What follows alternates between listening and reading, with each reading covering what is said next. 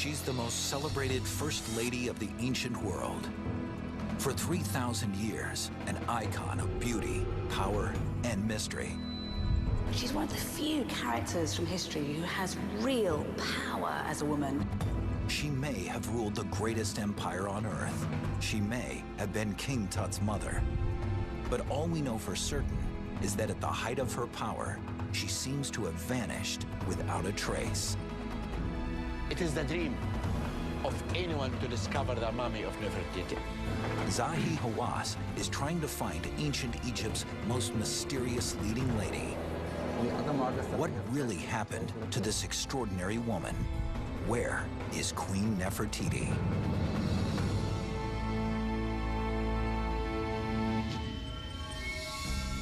Ancient Egypt's Queen Nefertiti, the woman who launched 1,000 myths.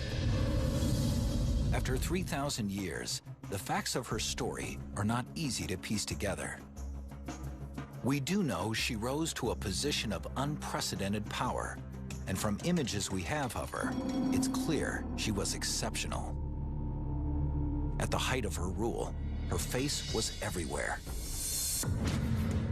Then she just disappeared, and her body has never been found. Now, archaeologist Zahi Hawass wants to find her so she can reveal the deepest secrets of her own life for herself. Using, for the first time, science. Maybe this will lead us to the discovery of the mummy of Queen Nefertiti. Hawass assembles a team of specialists to gather all the evidence and information he can. Our first real glimpse of Nefertiti came in 1912. Archaeologists dug up a 3,000-year-old bust. A beautiful face emerged from the sand, and it made Queen Nefertiti an object of fascination all over the world. Historian Bethany Hughes is an expert on women in the ancient world. She's heading to Berlin's Neues Museum to see the ancient image of Nefertiti for herself. It's really exciting to be here in Berlin because I've been fascinated by Nefertiti for years. And of course, this is where her world-famous bust is kept. This is Queen Nefertiti, one of the best-known faces from ancient Egypt. What's incredible about her is that she burns very, very bright, and then it seems that she's snuffed out, which makes her life incredibly intriguing. If this face could only speak, what secrets would it tell? We have this beautiful face, and yet we have so many questions still unanswered about her. And Bethany wonders if the bust itself might hold some answers. But the biggest question remains, where is the ancient queen herself? The tomb that was prepared for her lies empty. Her real burial site has never been found. She could be anywhere. Archaeologists have discovered countless unidentified Egyptian mummies over the years. It's a real possibility Nefertiti could be among them. But how to recognize her?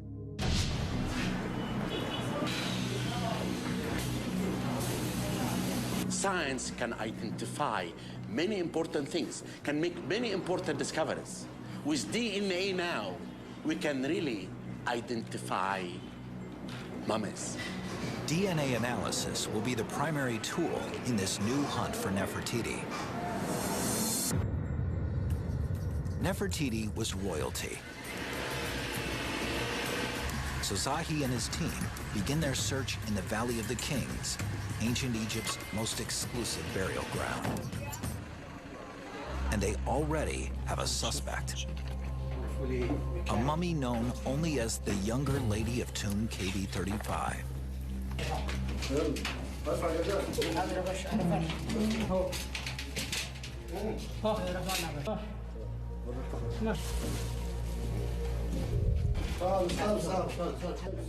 DNA analysis says that she is the mother of Egypt's legendary pharaoh, Tutankhamun, King Tut. Tut's father, Aquenáton, was married to Nefertiti and had children with her. So this could be Nefertiti. But then Aquenáton had more than one wife. So even though the DNA has identified the mummy as Tut's mother, it hasn't yet given us her name. Now the forensic team begins to focus on the mummy's physical characteristics to see what they can find. It may not seem possible, but there are striking similarities between the head of this mummy and the famous Nefertiti bust in Berlin. It's quite apparent that the neck is quite long. So, and also the face, the cheekbones are a little bit high. The forehead appears... The neck, the contour of her face, the double piercing in the left ear. All these can be found on the Berlin bust as well. But few fragments compared to the size of... The method of mummification indicates this mummy lived at about the same time as Nefertiti. And she was someone of high rank. She might be a noble person. But we can say it's question mark. Okay. But none of this is conclusive proof, one way or the other.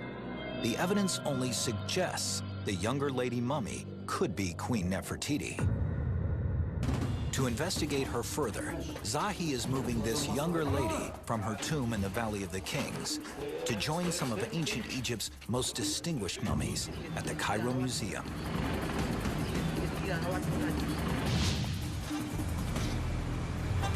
Meanwhile, in Berlin, Bettany Hughes is following another forensic exam. Because we know her bust so well, it's almost as if we know her, but actually, I don't think her face is telling the whole story. A CT scan of the bust reveals another face beneath the plaster surface. You see that we make the bust transparent. And now we see the inner core of the bust. I never thought that I'd be able to peel back a layer of skin and see underneath Nefertiti's face. And what's revealed is extraordinary, and not just a perfect woman, but a real woman, a woman who's really lived. But what explains the second face under the surface? There are lines on the face of the inner layer. They could be purely practical to hold the plaster to the limestone surface. Or they could be real human wrinkles. Perhaps this is the true likeness of Nefertiti, taken from a mask of her living face, then smoothed over by the artist to make her appear more beautiful, a kind of ancient form of airbrushing. What I can see is what immense care they've taken, in that they've tried to make this as perfect as possible, you know, as perfect a human face as possible. This discovery in Berlin sends Zahi to the Cairo Museum to examine another Nefertiti bust. This one was never finished. His team will use CT scans and digital photography to compare this to the Berlin bust. Zahi sends all the CT scans from Berlin and Cairo to the lab of ethnologist Franco Crevatin in Italy. Here, Stefano Anselmo, an expert in ancient art and cosmetics, will attempt a composite portrait of Nefertiti based on all the different images we have of her. Nel ritratto rosa a sinistra, la bocca è un pochino più piccola rispetto alle altre. Anche il naso è più grosso. Zahi hopes the composite will help identify some common denominators in her appearance. But to identify the mummy of Nefertiti conclusively, he needs something else: DNA. He has to find one of her close blood relatives to match their genes. It's the only way. To find one, he starts by reconstructing Nefertiti's early life story.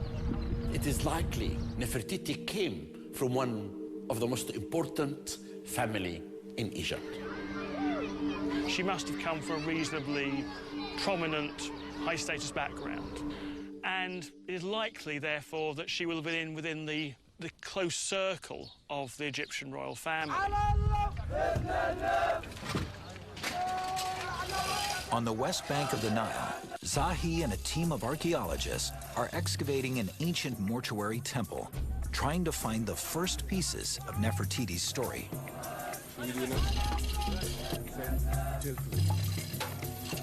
I mean, to discover just under the sand a few minutes ago, a major important discovery. The team has unearthed massive statues of the mighty pharaoh Amenhotep III and his wife, Queen T. Nefertiti was born during their reign and may have even grown up in their palace. Queen T may be one of the strongest queens in ancient Egypt because in all her statues, she was shown equal to the king. But it's Queen T's genes that might hold the essential link to Nefertiti. Zahi has Queen T's mummy, and T may have been Nefertiti's aunt, her father's sister. Nefertiti grows up playing with her cousins, Queen T's children. One of those cousins is Queen T's son, the Crown Prince, Aquenáton. He and Nefertiti were betrothed at a young age. Whether it was a love match or an arranged marriage, almost certainly given the political dimension of such things, it was probably arranged. Nefertiti and the Crown Prince are barely more than children when they marry, but it's not long before Akhenaten becomes pharaoh. Nefertiti is now married to the most powerful man in the world. She's just a teenager, but she's about to change the course of Egyptian history.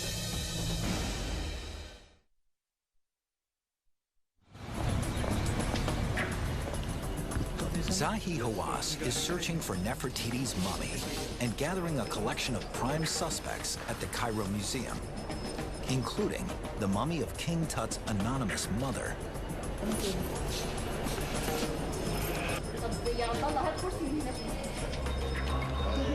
Searching through hundreds of the museum's mummies, Zahi gathers every likely unidentified female and begins the final elimination process.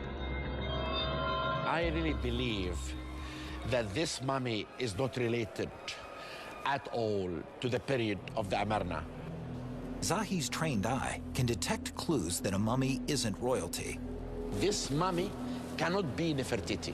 Or the mummification method is from the wrong era. This mummy belonged to Dynasty 17. His short list is down to 3. King Tut's anonymous mother, and 2 more females from another ancient burial chamber in the Valley of the Kings, tomb KV-21. The 2 mummies that I'm very interested are these 2 mummies. One of these 3 nameless mummies could be Egypt's legendary Queen Nefertiti.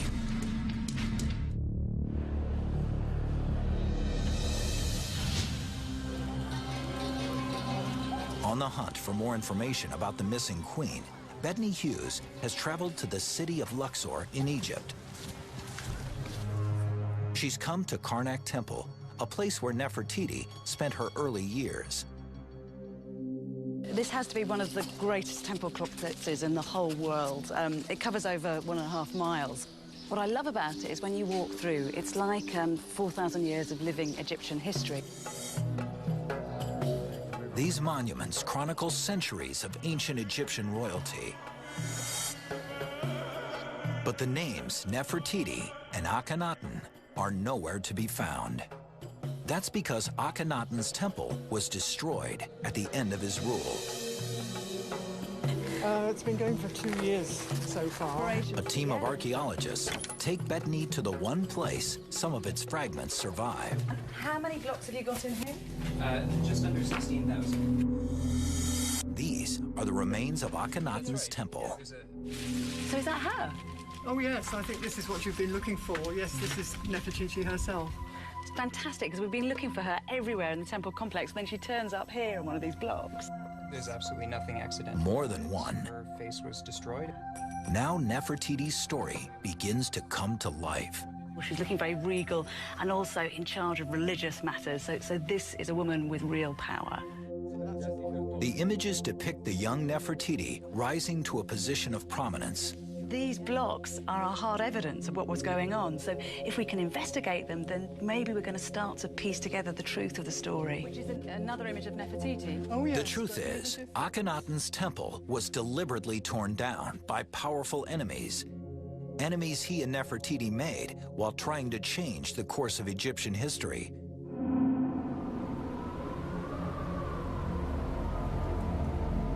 Four or 5 years into their reign, the royal couple rebelled against Egyptian tradition.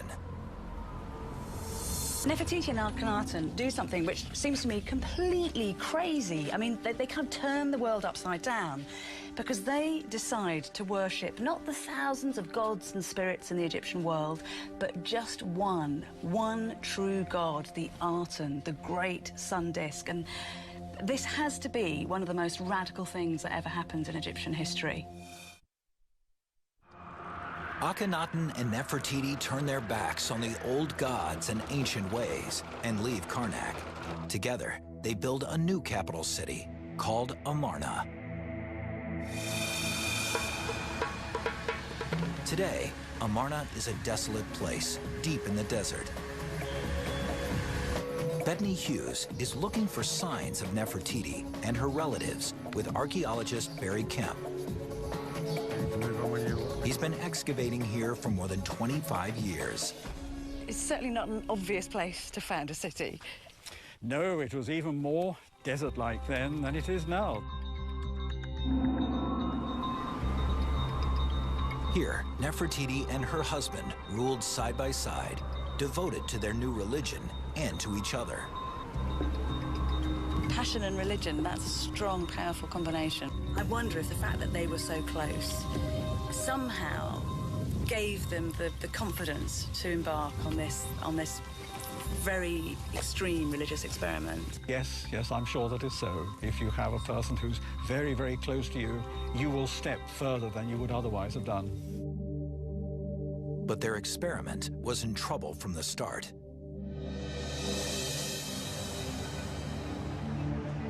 Back in Cairo, Zahi is looking for other members of Nefertiti's family.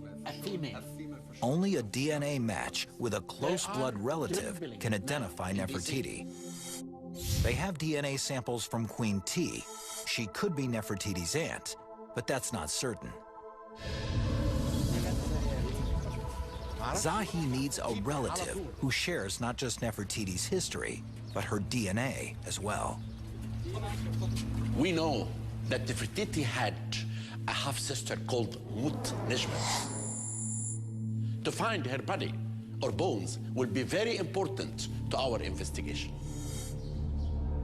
Years ago, Mut Nejmet was discovered in a burial chamber in Saqqara, an ancient city of the dead. But like so many others, she's now missing.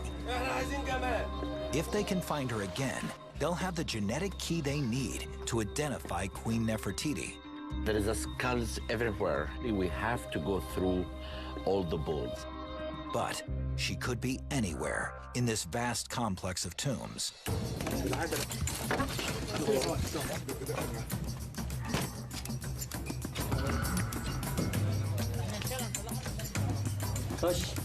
The team searches through 3,000 years of Egyptian history.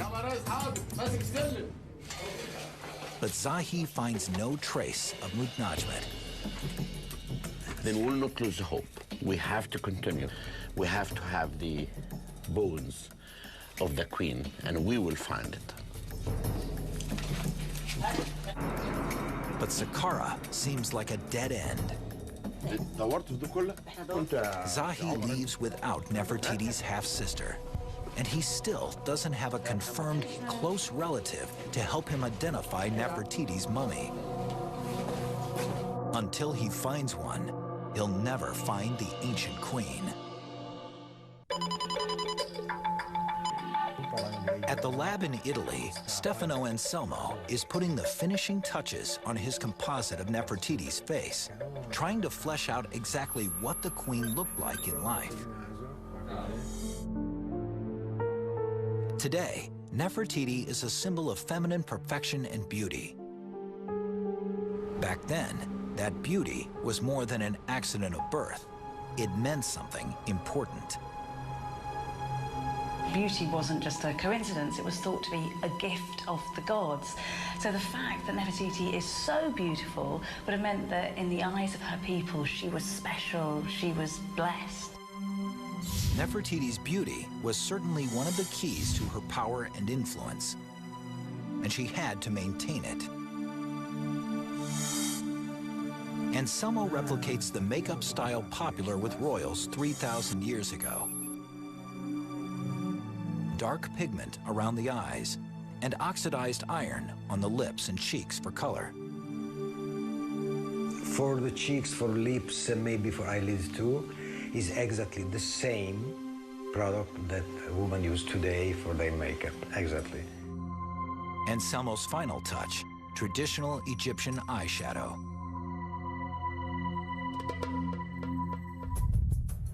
And here she is. This could be the face of the woman Zahi's been looking for. Nefertiti wasn't just a queen, she was also a mother. In their new capital, Amarna, she and her husband began to raise a family. In an age when childbirth was very risky, Nefertiti produced one baby after another. Bethany is looking for traces of the children to help Zahi in his search for genetic links. I think that this is one of the most beautiful portraits that there is of Nefertiti, because this really is Nefertiti, the woman. She's cradling one of her children in her lap, and she's even letting one of her daughters play with the jewelry on her headdress. So this is Nefertiti, the real woman, at home with her family, being just an ordinary mother. There's just one problem for the royal couple. All of these children are daughters. Not a male heir among them. Images of the royal family depict them living in a city of wealth and abundance. But Barry Kemp's excavation of an ancient cemetery in Amarna says something else. This is a cemetery, and it's a very large one. There might be a minimum number of 2,000 people. And the graves hold a surprise. These are all young people. People who should be at their fittest, their healthiest, 15 to 25, there's a peak of death. That is a pattern which is known from historical times to occur when there is an epidemic. Now, Hughes and Kemp begin looking for evidence of victims among the royal family. We've come down into this tomb, and this is the tomb for one of Nefertiti's daughters. You can see her there. And the whole family is consumed with grief. What you're looking at here is Nefertiti, no longer the powerful queen who has the world laid out at her feet. This is a mother who is mourning desperately the loss of one of her daughters. You get the sense that things are starting to go wrong here in Amarna. Nefertiti bore 6 daughters. Now there are 5. But carved into the stone walls is another image of her royal family with a young boy. Did Nefertiti finally bear a son? Is this the future King Tut? Aquenáton was the father of King Tut and husband of Nefertiti. Could this be evidence that Nefertiti is Tut's mother? The DNA says the nameless younger woman at the Cairo Museum is Tut's mother. So is this Nefertiti herself?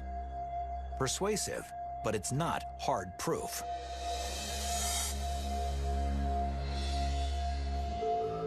At the DNA lab in Cairo, Zahi's team has been sequencing DNA samples from all 3 female mummies who might be Nefertiti. And they make a discovery. That's perfect. Look at that, you know? Incredible. It's just wonderful, huh? Perfect.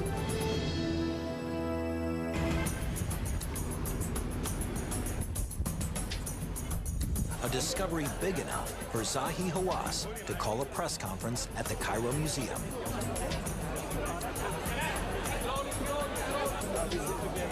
Journalists gathered from around the world. I would like to announce today a very important discovery. Nobody outside his small team of scientists knows what the announcement will be. Only that Zahi Hawass will reveal the answer to a 3,000-year-old mystery. I'd like to announce today a major important discovery. This discovery can confirm for sure that this is not the mummy of Nefertiti. Myself. He used طول. طلع عنده 9 شهور. The DNA proves it. This mummy is Tut's mother, but she's not Nefertiti. The DNA says that she's the daughter of Queen T and Amenhotep III. Historians know these were not Nefertiti's parents. Tut's mother might be Nefertiti's cousin, but even that's not 100% sure. So this suspect has been crossed off the list. She's not Nefertiti. But she is the mother of King Tut. Now the surprise. The DNA also says she and Tut's father were brother and sister. Incestuous marriages were common among royals in ancient Egypt. It wouldn't have been a problem for anyone at the time, except perhaps for Nefertiti, who couldn't produce the male heir. This is a terrible time for Nefertiti because she's lost one of her beautiful, beloved daughters, and she's having to live with the fact that Akhenaton's sister has managed to father the son that she could never give him. So it's tragic. It's tragic in so many ways, this. No one knows exactly how Tut's mother died. But whatever happened, Nefertiti, always quick to recognize an opportunity, grabs this one. She takes Tut in, and he grows up surrounded by her 5 daughters, his half-sisters. Then, to increase her hold on power, the great queen arranges one more incestuous royal marriage. Ankh-Senamun was one of Nefertiti's beautiful daughters, and we know that Nefertiti married this daughter to King Tut. So even though Nefertiti herself doesn't have a son, her line continues. Nefertiti is now Tut's stepmother and his mother-in-law. She will also be the grandmother of Tut's children.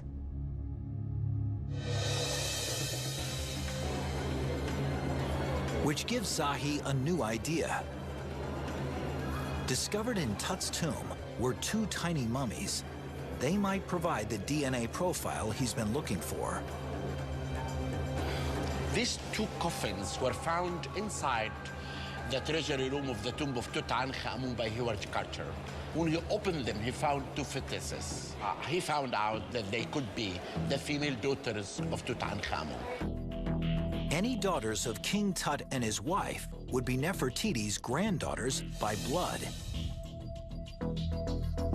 And the DNA has already identified these fetuses as King Tut's daughters.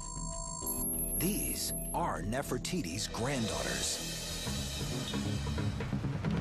Now the team wants to sequence their mitochondrial DNA. That's DNA passed straight down the family's female line. From Nefertiti to her daughter, Tut's wife, to her granddaughters. It's wonderful, you know, because we got these 3 key players, you know, for maybe finding Nefertiti. Nefertiti's granddaughter's DNA. That's the key to finding Nefertiti. Now, if they can just extract that female DNA from the fetuses. It is difficult. The fetuses are in not very good condition. They are very, very tiny, and they are very fragmented. The tiny, badly damaged fetuses don't leave the team much to work with. And ancient mitochondrial DNA is notoriously tricky to extract. It's easily contaminated and often hard to analyze. But these poor fetuses might be the only chance to establish a genetic link to Egypt's legendary queen. I'm pretty sure that in the end we will come up with a result, whether we can say, yes, we have found Nefertiti or not. With the marriage of her daughter to King Tut, Nefertiti has positioned herself as the power behind the throne. But her life story is about to take another bizarre turn. Well, last time we find Nefertiti as Queen Nefertiti is in year 12 of Aquenáton, after which she disappears. At the height of her power, Nefertiti's name disappears from all historical records. This usually signals a death. Yet indications are her story is far from over, because this extraordinary woman is about to reinvent herself into something even more astonishing.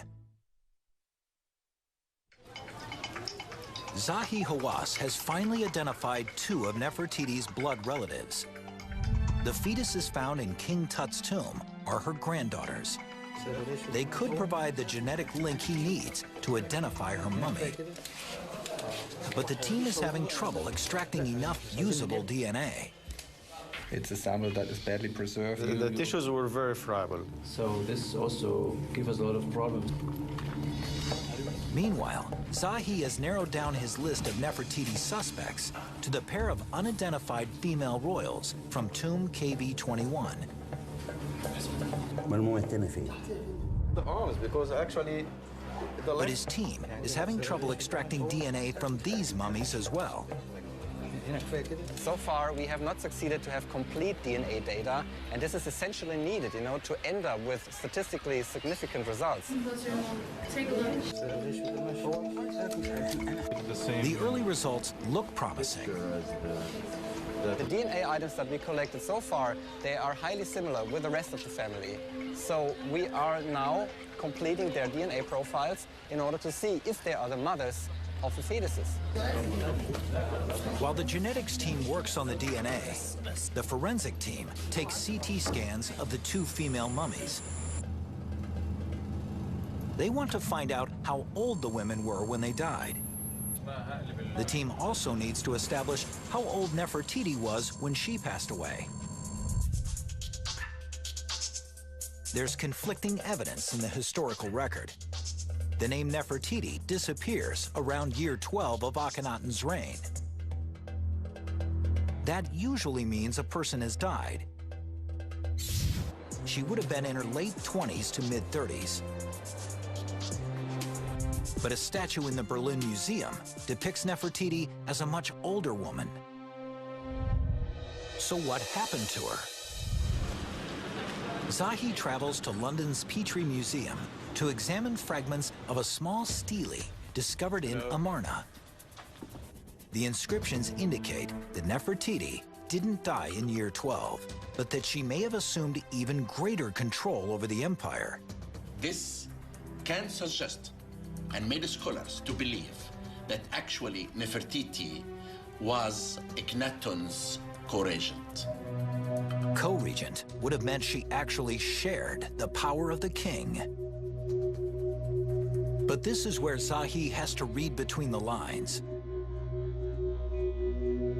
The name Nefertiti disappears while Akhenaton is still alive, and a new name appears. Neferuaten. Zahi believes that Nefertiti reinvented herself as the co-ruler of Egypt and took the name Neferuaten. Neferuaten is a very enigmatic figure. Now, that sounds very like a derivation of Nefertiti's own name, and we actually know that this person was a woman because she has feminine endings. So it is possible that Nefertiti actually co-ruled. If so, that co-rule was short-lived, just 5 years. When Akhenaton dies, a backlash begins against his radical, unpopular regime. Amarna was abandoned because its purpose had ended. I think everybody breathed a sigh of relief when the whole experiment was over and they could go back to normal. But no one knows exactly what happened to Nefertiti after Akhenaton's death. Bethany Hughes and Barry Kemp look for clues in the empty tomb that was built for her in Amarna. The argument runs that this is intended to be a royal tomb, It shares its entranceway with Akhenaton's, so it's someone very close. Who could that be except Nefertiti? And Nefertiti, theoretically, was going to be buried up here, was she? Yes, yes. Had they continued their work, this was to be the burial chamber. Well, there is one possibility that maybe she didn't die here. Maybe she lived on to become a pharaoh. With the death of her husband, perhaps Nefertiti did take her power to the next level. It's likely she packed up her family, left Amarna, and followed the priests and court officials back to Karnak and Luxor.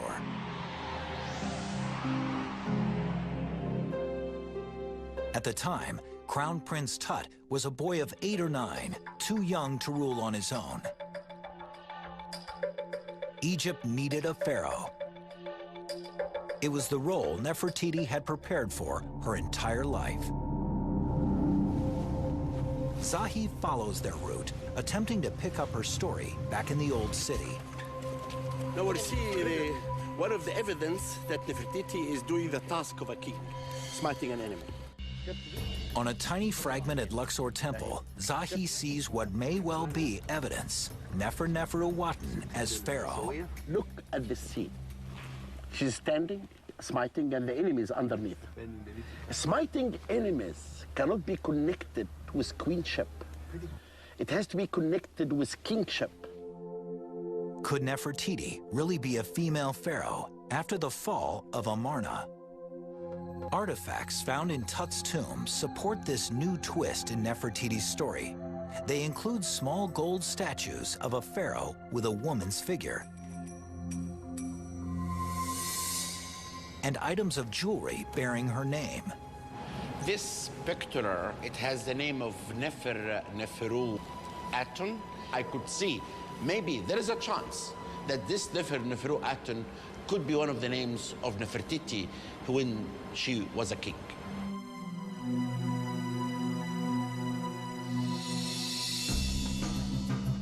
Zahi's hunt enters its final phase with intriguing questions. Did the extraordinary Nefertiti reinvent herself as Nefer-Nefer-Uwatan? Did she rule Egypt as a pharaoh? And could she be one of the females from tomb KV-21?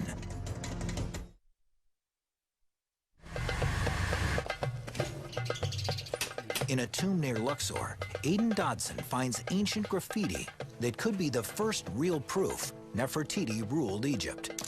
And I think she carried on being co-regent and carried on into Tutankhatun's reign. The tomb contains written confirmation of the scenario historians have speculated about for years. I'm excited about this because it is the one dated inscription from the period where Nefertiti had become a pharaoh. She was now a fully fledged pharaoh. As pharaoh Nefer-Nefer-Uwatan, Nefertiti begins to restore Egypt's traditional customs and religion. I think the moment that Akhenaton was dead, the new regime of Nefertiti and Tutankhaten began to be more generally spread around Egypt. Nefertiti would have also prepared Tut for his reign as pharaoh. His legacy is her legacy, and it had to be protected. In the end, what kings want, or what royal families want more than anything, is to keep going, to perpetuate themselves. To do that, Tut married his half-sister. Ancient royals believed such incestuous marriages preserved the purity of their divine blood. In fact, incest doomed Egypt's 18th dynasty. King Tut never produced a living heir.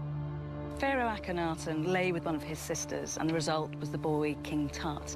King Tut then goes on to marry his half-sister, and the result of that are these fetuses that lie in his tomb. So it's 2 generations of incest. This is the end of the 18th dynasty. It's the end of the line. And now it's strange, but these 2 stillborn fetuses may hold the only key to the identity of Nefertiti's mummy. At the lab, Zahi's forensic team has the CT scan results from their 2 prime suspects, the 2 females from tomb KV21. So we analyzed the CT images, and they have shown us that one is a young woman at about 20 years old, and the other one is an elder woman around 40 years of age. The younger mummy is eliminated. She died too young to be Nefertiti, mother of 6, pharaoh of Egypt. Only the older mummy is still in the running, but the ultimate proof will be genetic.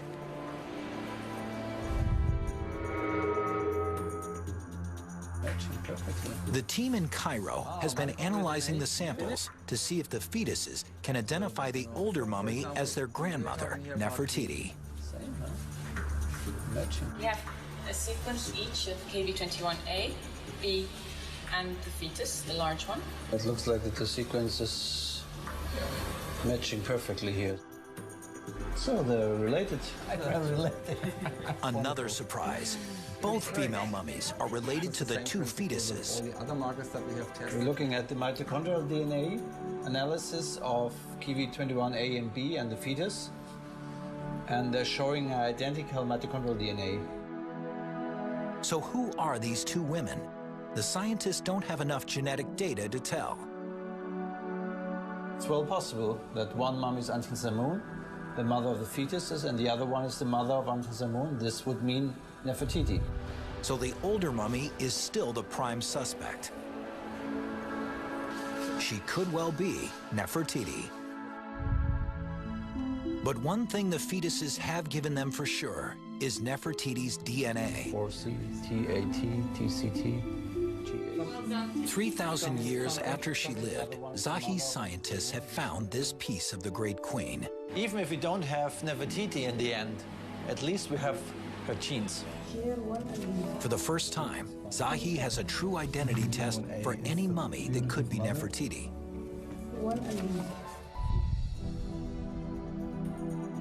Nefertiti's granddaughters will, in time, help find their grandmother.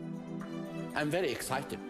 This is a major breakthrough because the 2 fetuses will lead us to discover the mummy of Queen Nefertiti one day. And if they do find her, it'll be only fitting. Nefertiti was the ultimate survivor.